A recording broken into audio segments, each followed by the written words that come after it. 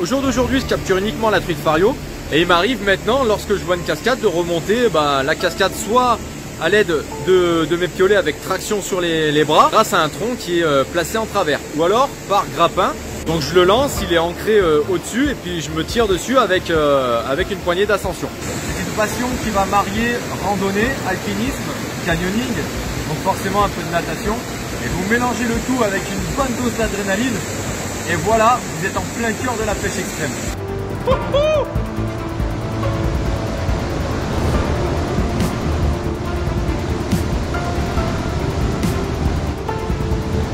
Salut Néo, moi c'est Jonathan, j'ai 31 ans et je suis pêcheur de l'extrême. La pêche extrême, c'est tout simplement une passion de la pêche qui va vous être amenée à capturer votre poisson dans les massifs les plus difficiles d'accès. Je pratique cette passion depuis plus de 10 ans aujourd'hui. Au début, je pêchais plus d'une manière beaucoup plus classique, c'est-à-dire que je partais avec mon père, on allait taquiner sur les bords de l'Isère la grosse truite Fario de l'époque.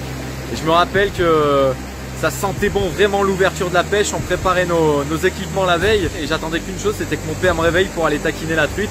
Donc on partait assez tôt et on marchait des fois des kilomètres et des kilomètres avant d'arriver sur notre spot de pêche. Je me rappelle aussi qu'en vacances on pêchait dans le sud avec mon grand-père, mon pépé de la Goulette.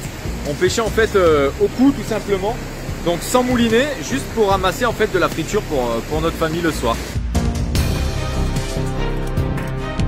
Au jour d'aujourd'hui, je capture uniquement la truite Fario.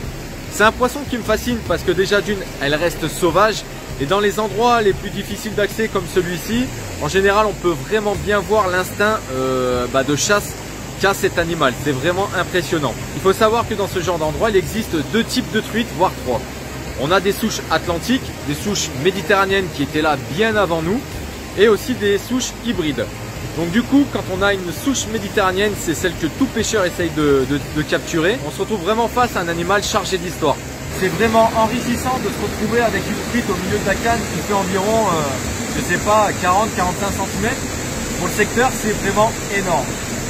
Il m'est arrivé aussi parfois de toucher du 55, mais ça a été vraiment le maximum dans ce genre d'endroit. Et là où il y a une différence avec les pêcheurs d'avant et les pêcheurs d'aujourd'hui, c'est qu'aujourd'hui on pratique le no-kill. Donc dans tous les cas, 100% des lancers, je relâche systématiquement ma truite. C'est-à-dire que lorsque je vais relâcher ma truite, elle va mettre un petit peu de temps à essayer de se remettre un peu d'aplomb, mais elle va continuer à se reproduire. Et ainsi va la vie, du coup, nos futures générations pourront ainsi se faire plaisir. Et de vous à moi, une truite, c'est beaucoup mieux dans l'eau que dans une poêle. Mon terrain d'entraînement, c'est vraiment l'Isère. Ensuite, il y a le voisin qui est la Savoie.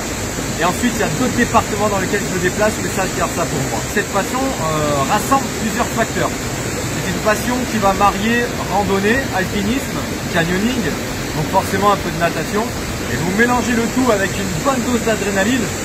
Et voilà, vous êtes en plein cœur de la pêche extrême. Personne m'a poussé à faire ce genre de pêche extrême. C'est tout simplement moi qui me suis mis tout seul, petit à petit, autodidacte en lisant à droite à gauche et puis aussi en me formant. Il faut savoir que pour faire court, j'ai travaillé dans le corps des sapeurs-pompiers.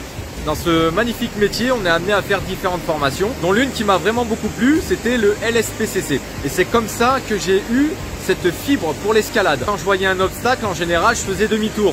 Et là, grâce à cette formation et à mon envie d'aller découvrir, de partir à l'aventure depuis tout petit, je me suis dit, là c'est le moment. Je me suis muni d'un grappin, j'ai acheté des piolets qu'on peut voir sur le côté de mon sac. Et il m'arrive maintenant, lorsque je vois une cascade, de remonter la cascade soit à l'aide de mes piolets avec traction sur les bras, grâce à un tronc qui est placé en travers. Ou alors par grappin. Donc je le lance, il est ancré au-dessus et puis je me tire dessus avec une poignée d'ascension. Attention, ce sont des manœuvres que j'ai pratiquées dans le temps. Si vous vous lancez comme ça au dépourvu, je vous dis stop.